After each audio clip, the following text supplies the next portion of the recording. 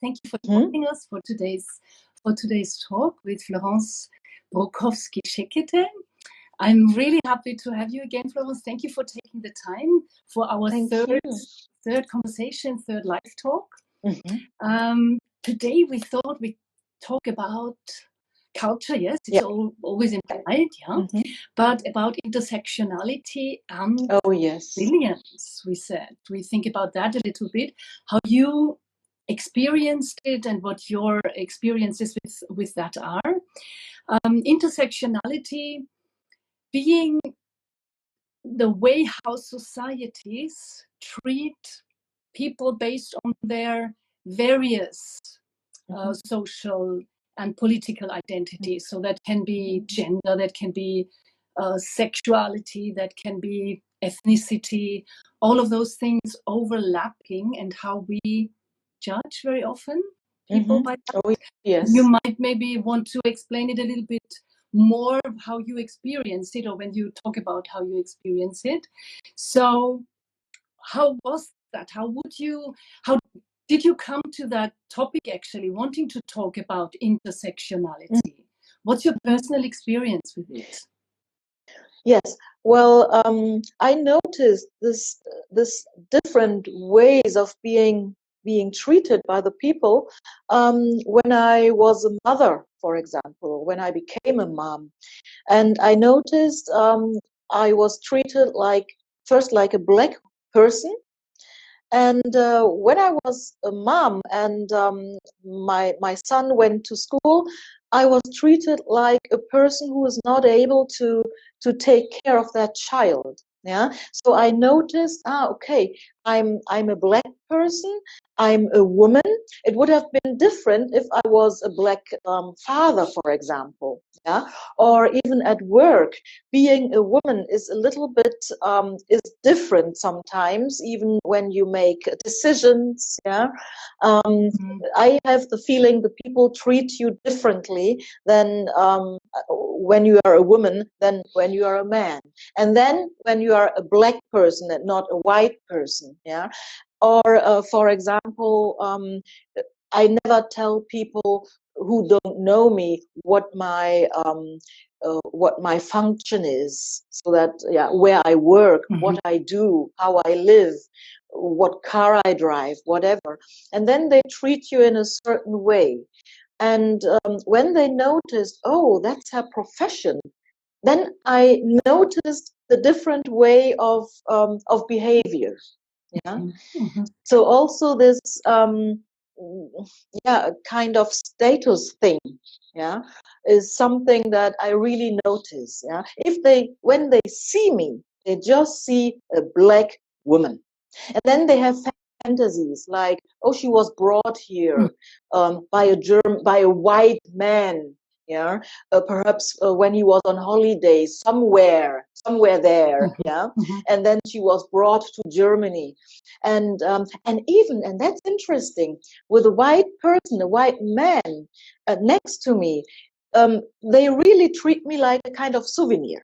Yeah, not being able to speak German.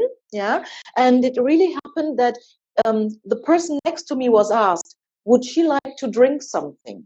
Yeah, so they asked him what my desires are. Yeah, so and but when I'm alone, then I'm the black person. And when they notice, oh, that's her position, that's how she lives, or whatever, then I climb kind of the ladder up. Yeah. Yeah.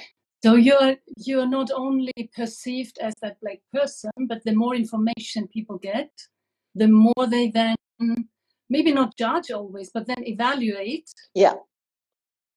Where you stand, how to approach, how to talk to you, maybe. Yes. Yes, yeah.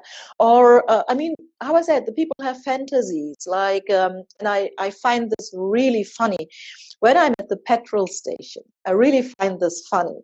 And then people look at me, and then they like observe to which car I go. Yeah, I mean, that's something interesting, sure, to see, okay, that person, what kind of car does that person drive? Yeah, I think it's interesting, no matter if the person is white or black or whatever, yeah. But when they then see to which car I go, and then they think like, oh, okay, could be her husband's car, could be a gift, yeah. So you can see that, the way they look at you. Yeah, and I find this so funny. I always laugh and think, so it's not self-paid. Sorry. Yeah. No, I always then think it's self-paid. So you just think, have your thoughts. Yeah. On one hand, but as if people would not think you're capable of financing that by yourself. Yeah, sure. Working for that by yourself, having worked for it, having earned it, having actually made that reality by yourself. Yeah, right. Yeah. But I think it's funny. But you really notice it. Or some people even ask. They don't just look, but they ask. Like, oh, it's a nice gift, isn't it? I said, oh, well, yes, from me, myself, and I. Did you ever perceive that you are looked at differently as a mother as well, for example? Yes, I mean, it happened to me when my son was little, and I picked him up from school, and he was pitied because he hasn't finished his homework. And that was first grade. And I said, well, no problem. I can finish that with him. I can help him.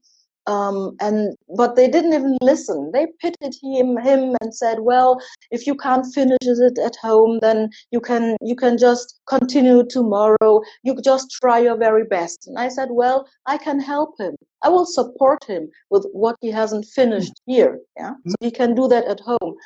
And then I was asked, are you able to support him? Are you able to help him? And I said, well, he is in first grade, so why shouldn't I be able to help him? Oh, well. And then I said, well, I'm a teacher. Yeah. Oh, you are a teacher. And then it turned. And then I was not the black mother, but I was the black intelligent mother. Yeah. And that was interesting. But something else is interesting too. Me as a black person, a black mother, from a half black child, it's kind of okay because this child has a white father.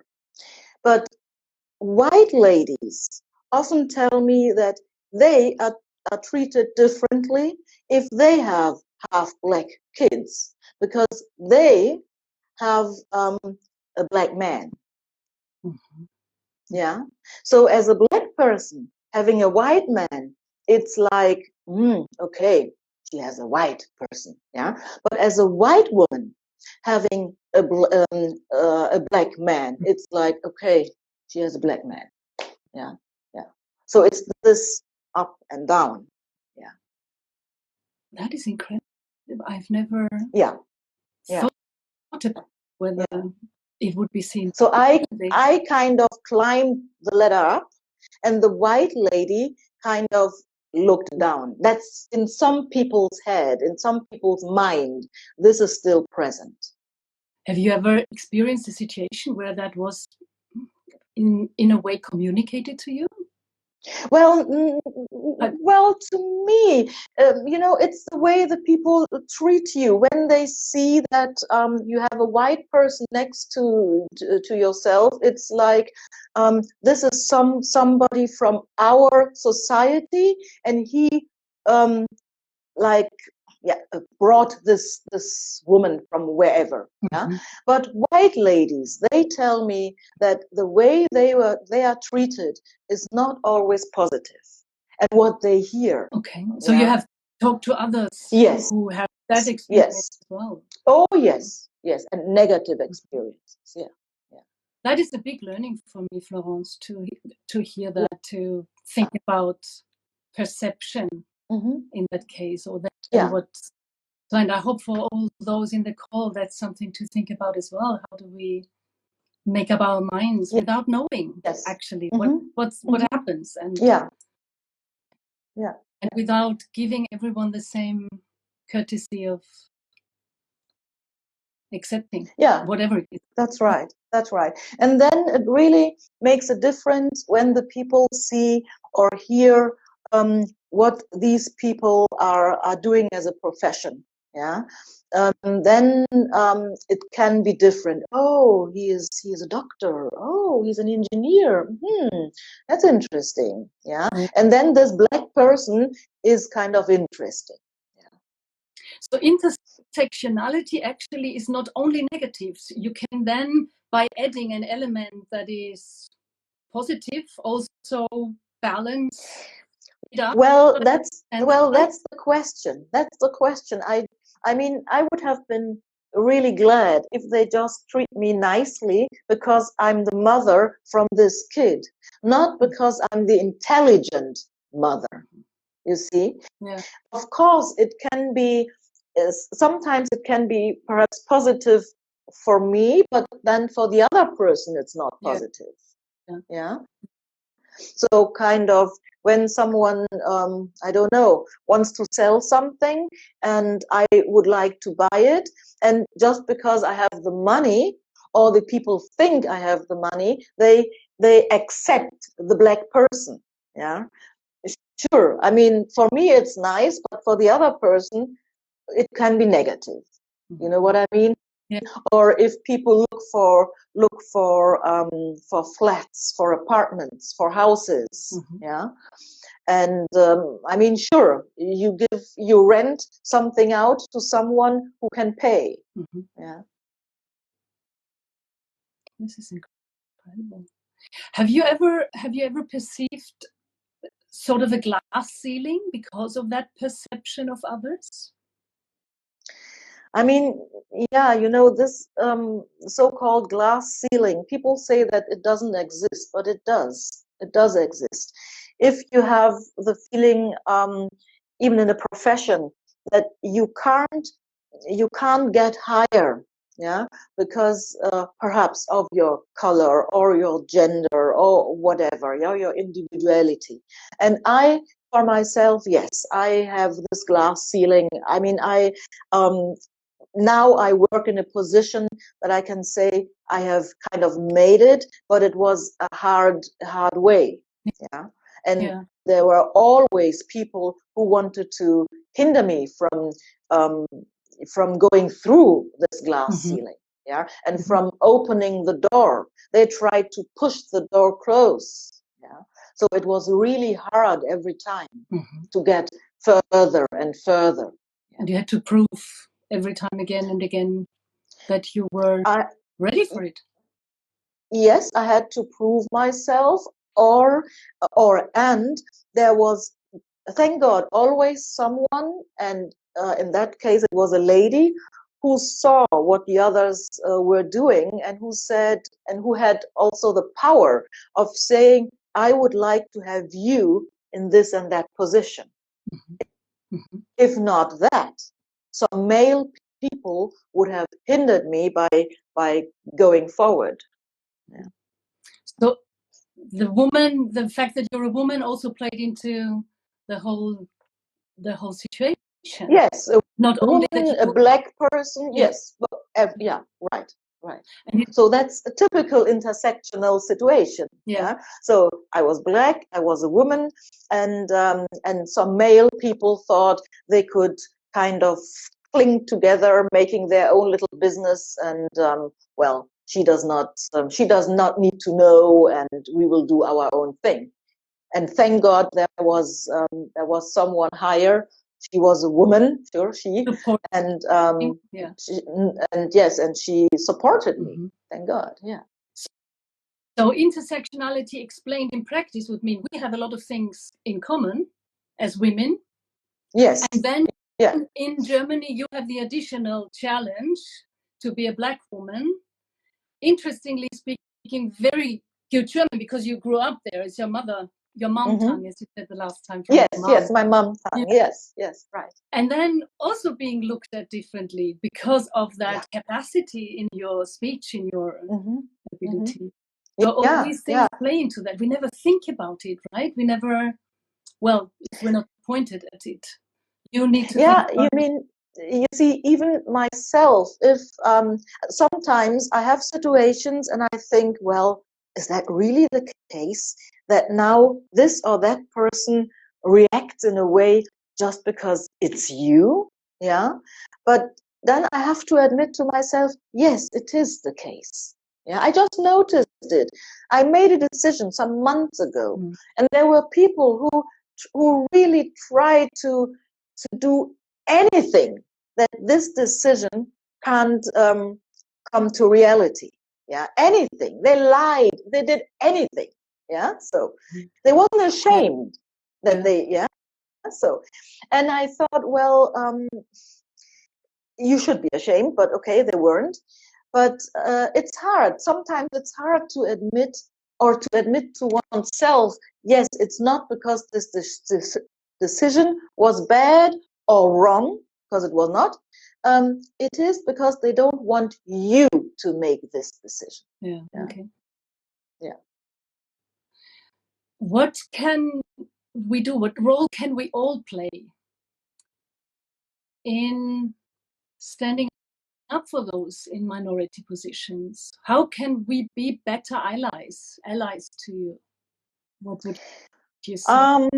Yeah, to be to have the courage to stand up and to say, well, I noticed this. But some people who don't want you to go through the glass ceiling, for example, they will never stand up for you, and they will never, they will tell you that they are supporting you by not supporting you. That's the interesting thing. Yeah? They will always tell you, I'm just supporting you, I'm just helping you. And while saying that, they're doing something at your back which is not supporting you. Yeah. And someone says here, sounds like they were narcissists. Yes, it's true. Yeah. And it's true. No trust in helping, actually. Either you're helping or not. Yeah. And that's and you know, that's so hard to notice at first, because when they say, oh, I will support you, you think, wow, here's someone who wants to support me. But they just show you one half of, or one side of the coin, and the other side of the coin they don't show you. Yeah. So you can't even prove and say, sorry, you are not supporting me, because into your face it's like, believe me, I support you. Yeah. And at your back. So that's why lots of people say, I never trust anyone anymore, which is a pity. Yeah. But when you experience that, you hardly trust people. Yeah. I was thinking about what is it really then? Do you like a very direct approach then if someone helps you? It's probably also very personal, right? How can I? How can I? Yeah. You see, I make a difference between help and support. All right.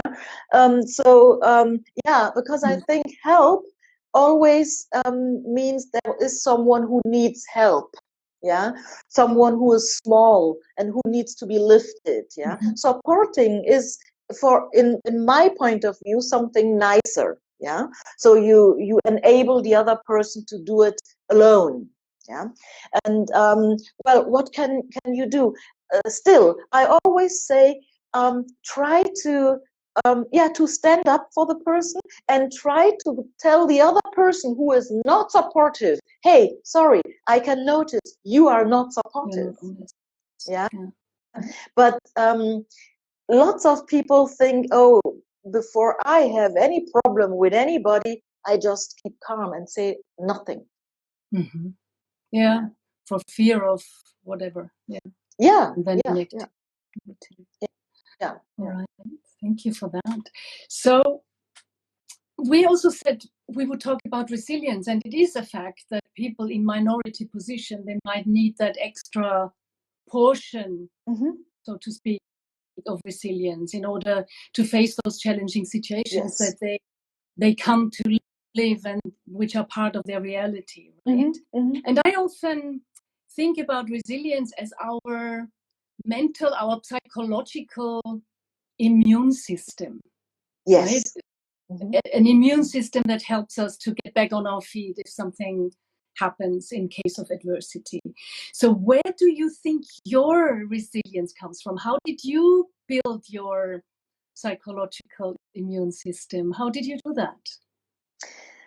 I was a child who was loved, and this is the basic. Yeah, I was loved.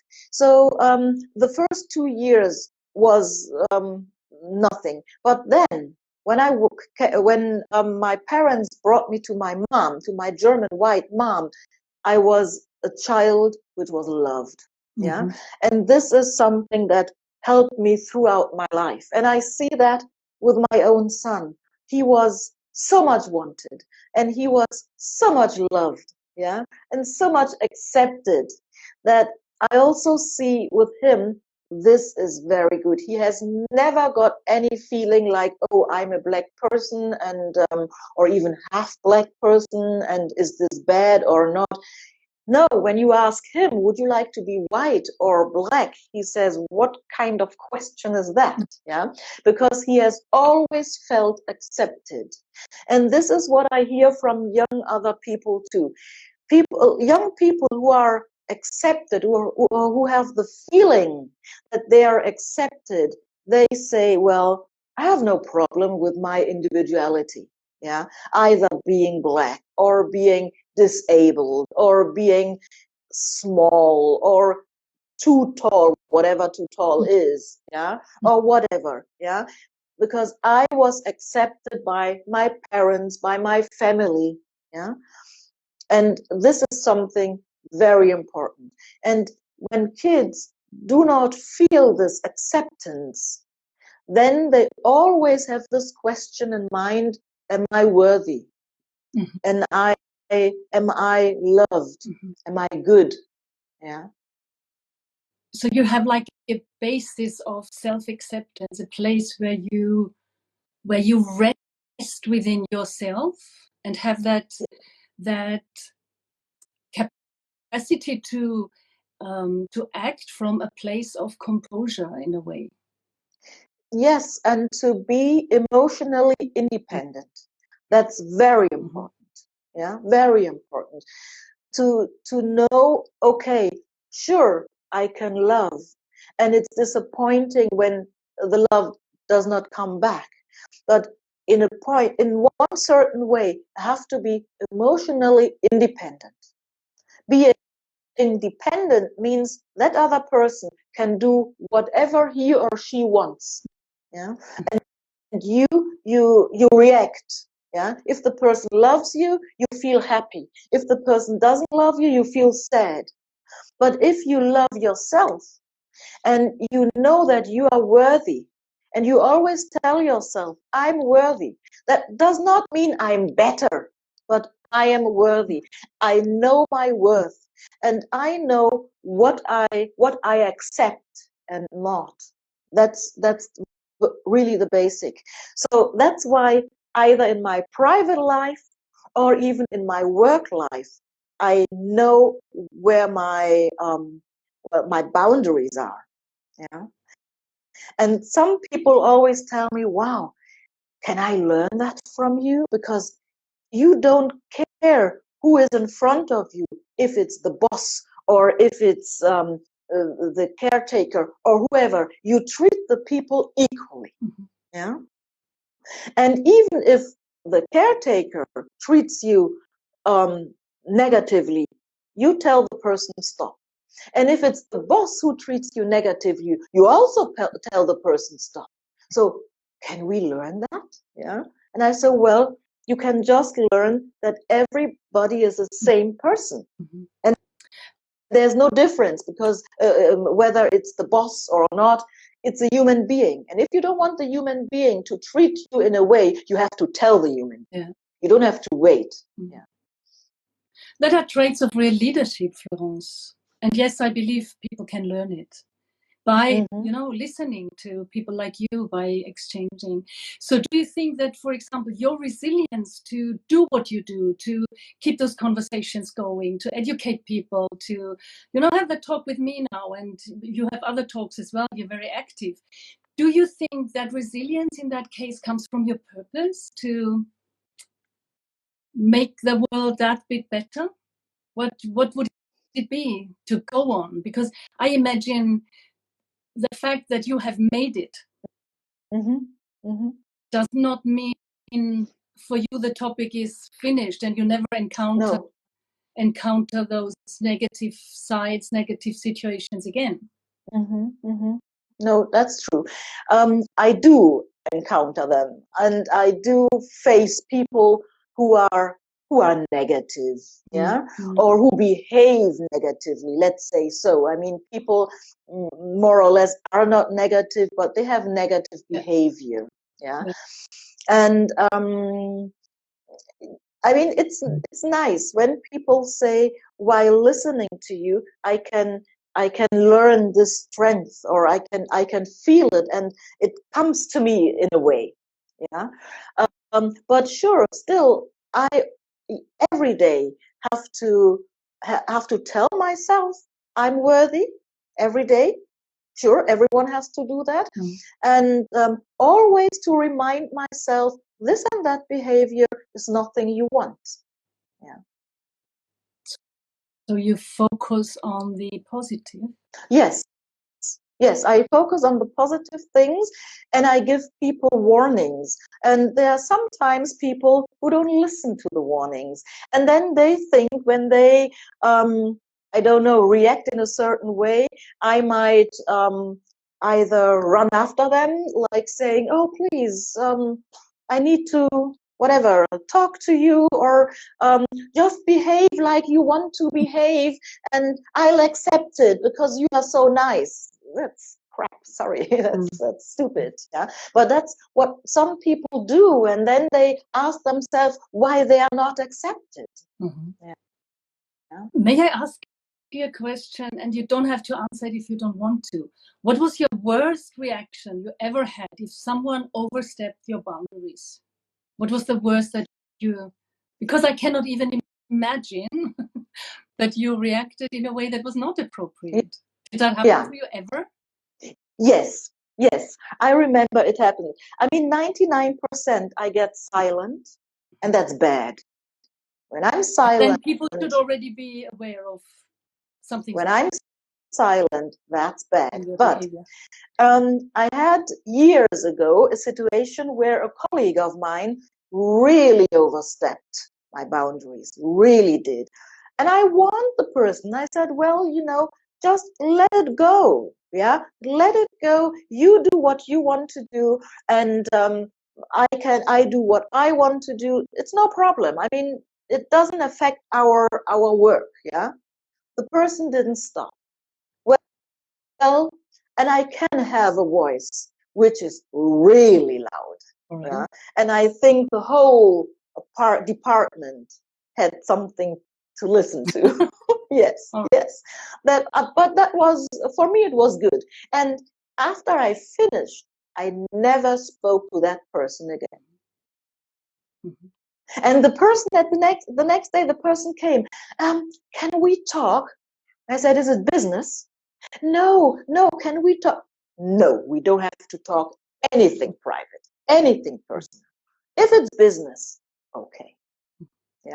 And this was the first and the last time. The other times I was, how I said, either silent or really, really clear. I tell the people, listen, I don't accept your behavior. I don't want it. And if you don't stop it, and if you write me, in one case it was per email, if you write me emails, if you continue this kind of emails, your email address will be in the spam in the spam account folder. Yeah. And if you talk to me in that way, I will get up and we will never talk again. So you can decide, because I don't need you. Yeah. You can decide. I don't have to talk to you. Yeah. And then another person came and said, but you can't tell that person that in that way. And this was racist, because I said, well, why are you telling me that I can't tell the person that I don't want to be treated that way? But the person is allowed to treat me that way? Sorry. I mean, that's strange. Yeah. Florence, from today's talk, what would you like our listeners, and there are quite a few still here, which is lovely to see, what would you like them to take away from today? What would your message be? My message would be, love yourself. That's the first thing. Love yourself and make yourself clear why you are worthy, because everybody is. And if you have the feeling that there is a person or there are people around yourself who don't treat you in a way that you want to be treated, don't wait for them to notice that, because they will never notice. Either tell them or make sure that they are not in your surrounding. You have the decision who treats you in a certain way. Please don't wait. Do not. That's the first thing. And the second thing is, if you have kids who you are responsible for, also give them the feeling they are worthy. That's so important. Because even little kids, if you tell them this is bad and this is not nicely done and whatever, they take it into themselves and they think, okay, I can do anything right. And then we have later, in 12 years, in 20 years, a grown-up person who always questions him or herself. And with that, they can build that resilience, and then whatever situation they come across or whatever they are measured against, judged for, evaluated by, they will be able to then face that situation. Right. All right. Yeah. Thank you. Great. Anything you would like to add at the end, or? No, I think that message was the message for today, and I'm so happy that I was able to talk to you about Thank you very much for your time, Florence. Thank you everyone who joined us, who was there to listen, who hopefully takes away at least one thing they might change, they learned today, they are more aware of, because it's that awareness first and foremost that we need, that direction that we have to look in to learn, right? And then to learn how to communicate with each other, how to not tolerate but really accept each other. Yes, right. And to allow oneself and not to be afraid of letting things, and for foremost people, letting people go. Yeah, because very often you think, when I let this person go, I'm alone, I'm lonely, I can't live with that person, or I can't work without that person. Yeah, but don't be afraid. Let bad things go. Other good things will come. You have to make space. Yeah. Thank you very much. I'm looking forward to our talk in January. Yes. December we won't have a talk, but in January the next one. I'm really looking forward to that already. And for tonight, have a lovely evening, everyone. You or too. Day, because I saw some people, I know they are in the US joining. Oh, yes. Still have that's afternoon. Nice. Yeah. Looking forward to our next talk. Yes. Have a lovely evening. Yes. You too. Bye-bye, everyone. Bye-bye, Bye. Bye-bye, everyone. Bye. Bye.